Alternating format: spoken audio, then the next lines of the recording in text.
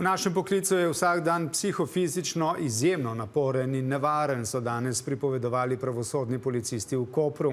Veliko jih zboli zaradi izgorelosti, kar še povečuje obremenitve že tako številčno podhranjene enote. Situacije, s katerimi se vsakodnevno srečujejo, so za običajne ljudi skoraj neverjetne, pravijo. Zaradi slabih pogojev dela pa nove delovne sile ni. Jaka Vran. Prenatrpani zapori na eni in kadrovsko podhranjeni pravosodni policisti na drugi strani. V Kopru bi morali njihovo število vsaj podvojiti, da bi zadostili normativom.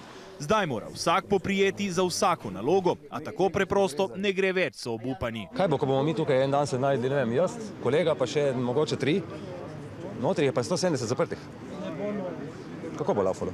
Kaj da naredim? Odprem vrata in rečem pejte? Mnogi klonijo pod izjemnim pritiskom, vse več je odhodov, dolgotrajnih bolnišk, predvsem zaradi izgorelosti. Jaz sem eden od teh, ki sem pač zbolel in sem na dolgi bolniški, vendar sem danes prišel sem podpret sodelavce. Kar ne preseneča glede na to, s čim se srečujejo. To je le ena od izkušenj z enim od zapornikov. Je čakal v zasedi v sobi, se je namazal z svojim lastnim blatom, z urinom. Ko je naš pravosodni policist sodelavec odprl vrata, je dobil ta urin, pa to blato v usta. Vsega tega pa nihče ne vidi, so prepričani in trdijo, da jih je vlada z novo plačno reformo izigrala. Imam 1150 neto plačo, 16 let.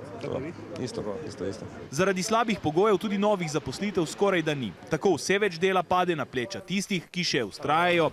Na razpise se namreč prijavljajo le redki. Od tega eden mogoče je zainteresiran in še tako pride prvič sem, ko proba videti sploh, kaj je to.